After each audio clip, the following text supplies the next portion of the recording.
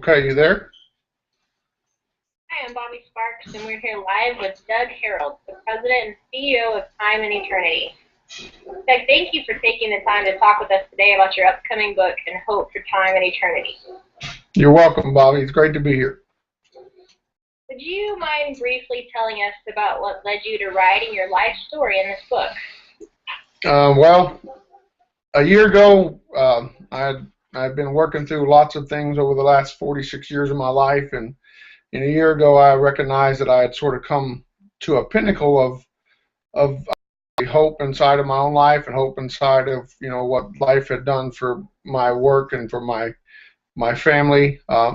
And I guess I was sort of telling my life story and lots of opportunities to talk and conferences, and honestly, somebody, Teresa Black, said that I got a vision to write your life story, and that's what started us. And then honestly, to realize that a lot of folks in the middle class or in the midstream of life have a lot of questions, and I think even the younger generation has a lot of questions. And my goal was to tell my story in order to help others, both in time and eternity. Is sort of where the motto had came from. There's lots of Christians that may have a clear understanding of eternity, yet they don't have a very clear understanding how to live a joyous life. The joy of the Lord is our strength, and a lot of times folks don't have that. And then certainly there's a lot of people that don't have eternity and also struggle through time. And my hope was to help folks for both time and eternity by telling my story. That's really great. Could you give us just a brief overview of what the reader is going to discover as they read along in this book with you? I think they're going to discover lots of stuff inside of my life story that they'll find very intuitive. They'll find, I think, a lot of answers to questions they may not know that even exist yet. It's sort of it's not sort of, it's wrote in the past, in the present, and in the future. And I think a lot of times that a lot of folks don't enjoy the present because of the fear of their past, and then because of what their past has done and not understanding how to deal with that past, we not only know how to live in the moment and enjoy our life, we are terrified to look toward the future. And it leaves, I believe, it leaves lots of folks with great conflict. And we, as a generation, are left to believe that conflict is just normal. And I believe I've discovered in my journey that it's not normal and it doesn't have to be. And inside a conflict is sort of a warning signal that something else has conflicted inside of your soul and your mind, and then being able to work through that and get some help is a really, really big deal. You've touched on this a little bit, but would you kind of define a little bit more of your purpose or hope for this book? My purpose for the book, Romans 5 says, tribulation worketh patience, patience experience hope, and hope maketh not ashamed. Honestly, about this time last year, I crossed from the hope to maketh not ashamed side, and inside of that, I realized there was a lot of folks could learn from my experience that were struggling with the same things. Certainly being in the people business for all of my career, I've got to see folks not really able to understand what true life is. So my hope in writing this was truly defined in the title of Hope for Time and Eternity, to be able to give folks hope, because life living without hope is not very much of a life. And life is to be live with hope, and when it's lived with hope, you can always get through the trials because there's a purpose inside of your life.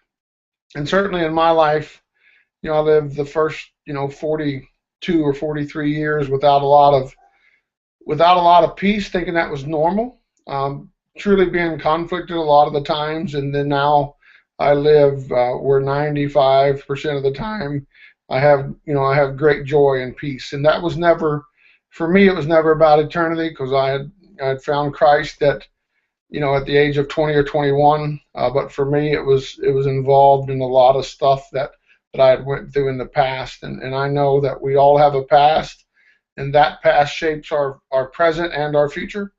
And really, my purpose is to show folks that there is hope inside of, no matter what you've been through, there's hope. We might have to go back and understand how those things affected our lives, but there's truly hope in what we've been through, and we can choose to live life being condemned by our past or learning from our past, which gives us a great passion and joy for the future, and truly hope. That's my goal, hope. What type of audience or who would benefit from your book? You know, I think certainly, my generation, but I think it strikes a meaning to both my generation and the generation before, and even the next couple of generations coming up after, because I think that we've sort of missed it, and I really believe that we're breaking a generational gap in trying to give folks hope.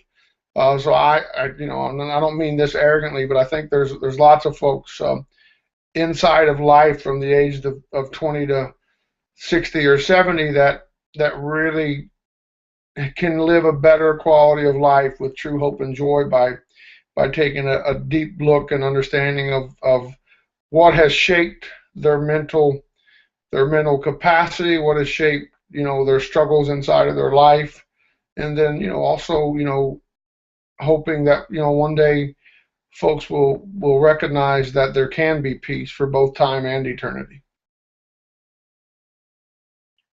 What would you say makes your book different than all the other self-help books or biographies that are out there? Well, it's my story. Um, there's lots of self-help books that are written from a clinical point of view, and a lot of those, quite frankly, I've read. I love reading. I love autobiographies. But I believe, again, it's my story inside of 2014 America that is a culmination of our lives, a culmination of the things that we went through. But it's not. But it's wrote from a perspective of somebody that has been through both the trials and the hard work for the past 7 years to work through those conflicts and struggles. It's my life. It's not a clinical book. It's my life with the trials that I went through that led me from a place at the age of 40 to where I was very, very successful in every word, in every area of the word of success, but yet on the inside, there was not very much peace. There was not very much joy. And I decided at 40 years old that I was going to fix that, because I wasn't going to live that way. So it's a self-help book only from the basis of you can get help through the other story. In the Bible, we're talked about things that are written aforetime, are written for our knowledge and our admonition, for our learning and our admonition.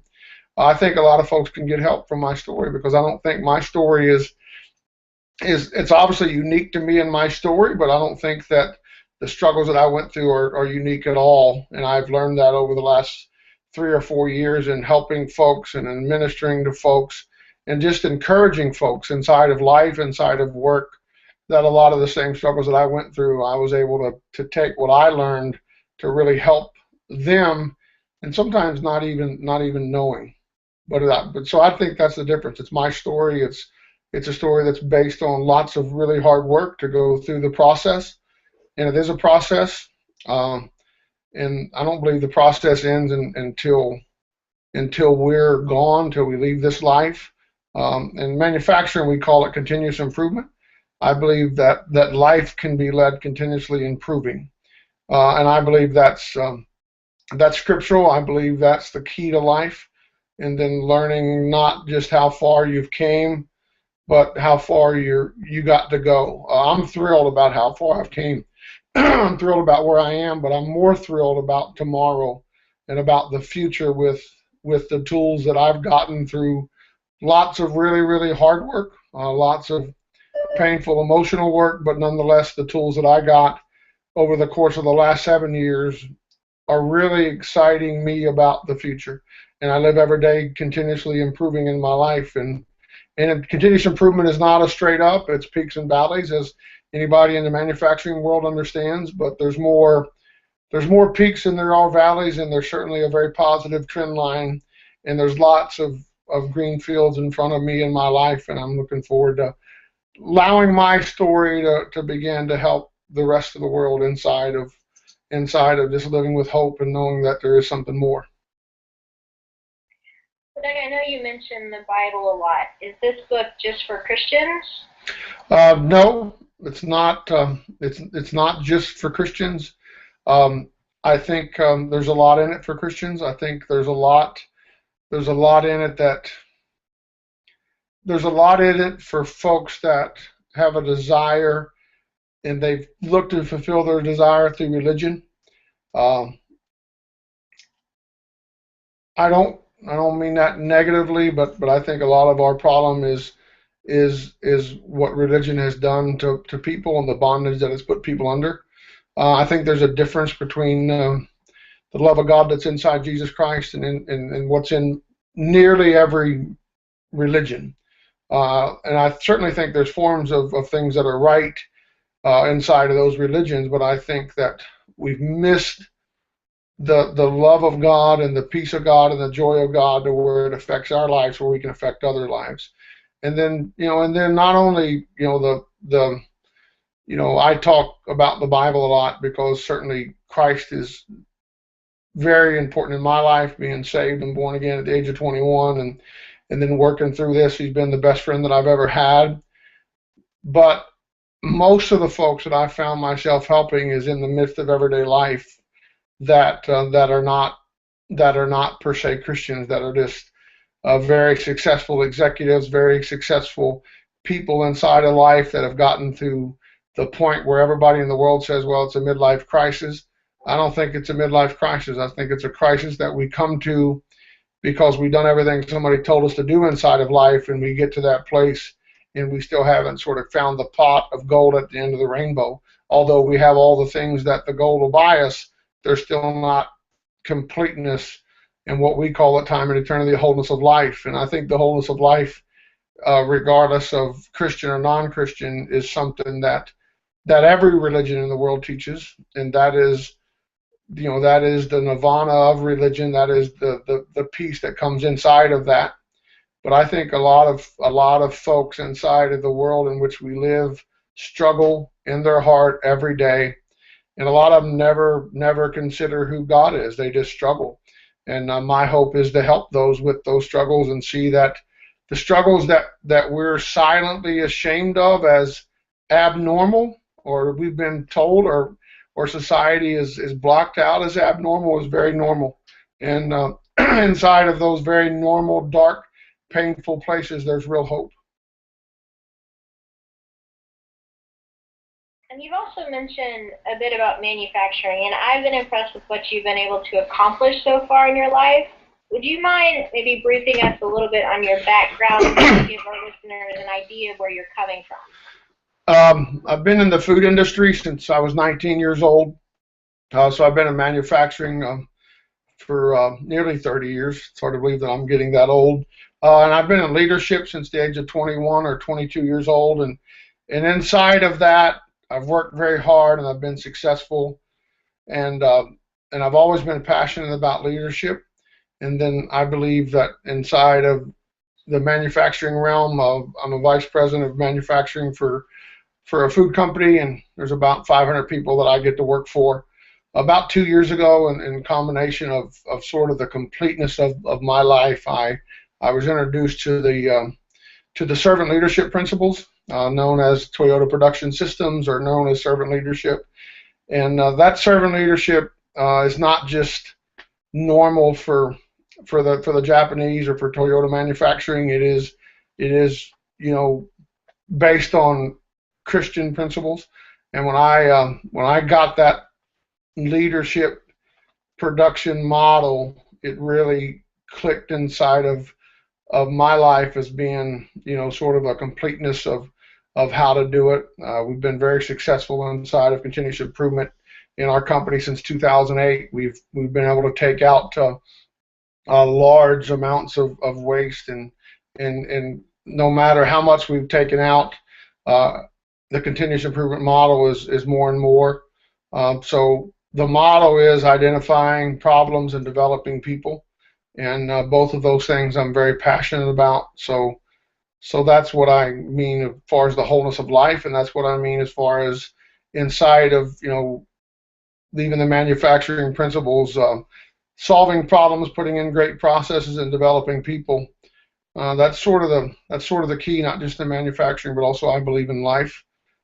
So in order to solve life's problems, you got to have great processes, and inside of those processes, you develop in people. So I think the manufacturing world and the world of just life sort of goes hand in hand. Um, my life at work is not separate from my life at home. It's all one life. And then inside of both of those things, it's a very passionate way to lead. And I think Maslow said in 1960 that the world could be changed through manufacturing. I firmly believe that. Uh, and I believe that you can touch more folks through manufacturing and proper leadership, servant leadership principles.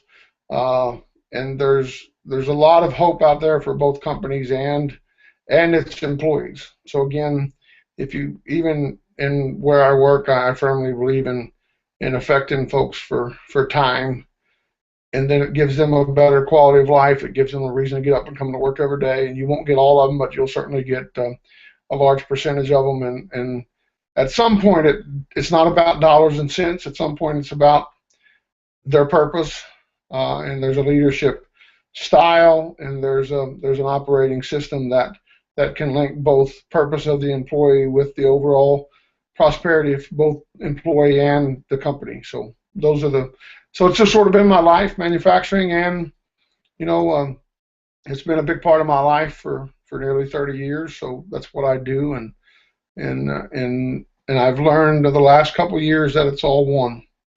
It's not work 40 hours and life and play. It's not work, family, life, and church. It's not work, life, go party, and church. It's life, and that's what I've learned.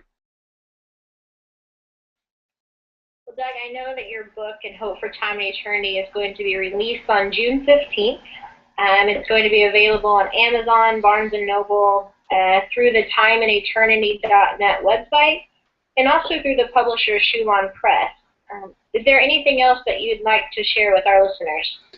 No, I think that I think they'll find great help in it. I think on timeandeternity.net they'll find some help, and I'm looking forward to getting the book out and really showing millions of people that the things they struggle with every day that they thought was normal don't have to be normal, that there truly is hope for both time and eternity.